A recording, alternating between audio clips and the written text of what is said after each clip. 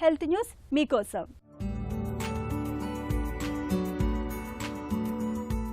ఇవాళ ప్లాస్టిక్ వస్తువులదే హవా. చెంచాలు మొదలుకుని కంచాల వరకు అన్నిటా ప్లాస్టిక్ వస్తువుల్ని ఎక్కువగా వాడుతున్నాం.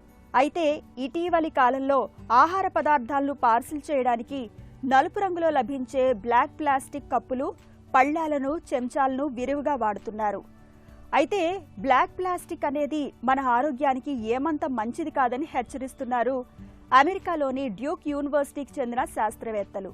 మన దేశంలోని ప్రధాన నగరాల్లో ఫుడ్ డెలివరీ సంస్థలు 80% బ్లాక్ ప్లాస్టిక్ వస్తువుల్నే వాడుతున్నాయి. మార్కెట్లోనూ చెంచాలు, కంచాల్లో కొన్నింటిని బ్లాక్ ప్లాస్టిక్ తోనే తయారు చేస్తున్నారు. మామూలుగా టీవీ, కంప్యూటర్ తదితర పరికరాల్లో ఉత్పత్తి అయ్యే వేడితో మంటలు చెలరేగకుండా ఫ్లేమ్ రిటార్డెడ్ రసాయనాలను వాడుతుంటారు. ఆ పరికరాలు పాతబడ్డాక రీసైక్లింగ్ చేసి బ్లాక్ ప్లాస్టిక్ గా తీసుకొస్తున్నారు. వాటితో ప్రపంచవ్యాప్తంగా చవకైన చెంచాలు, కంచాలు, ఫుడ్ కంటైనర్లను తయారు చేస్తున్నారు. వీటిపైన పరిశోధన చేసిన డ్యూక్ యూనివర్సిటీ శాస్త్రవేత్తలు వాటిలోని ఫ్లేమ్ రిటార్డెడ్ రసాయనాల తాలూకు అవశేషాలు ఉన్నట్లు గుర్తించారు. ఈ రసాయనాల మూలంగా మన శరీరాల్లో హార్మోన్లలో విపరీతమైన హెచ్చుతగ్గులు కనిపిస్తున్నట్లు అధ్యయనంలో తేలింది.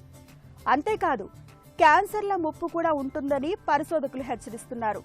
మరి వీటిని గుర్తించడం ఎలా?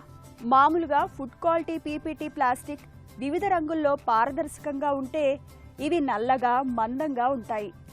నాణ్యమైన ప్లాస్టిక్ వస్తువులపైన రీసైక్లింగ్ కి సంబంధించిన రెజిన్ ముద్రలు ఉంటే బ్లాక్ ప్లాస్టిక్ వస్తువులపైన ఎలాంటి ముద్రలు ఉండవు. ఈ విషయాన్ని గుర్తుంచుకోవాలని పరిశోధకులు సూచిస్తున్నారు.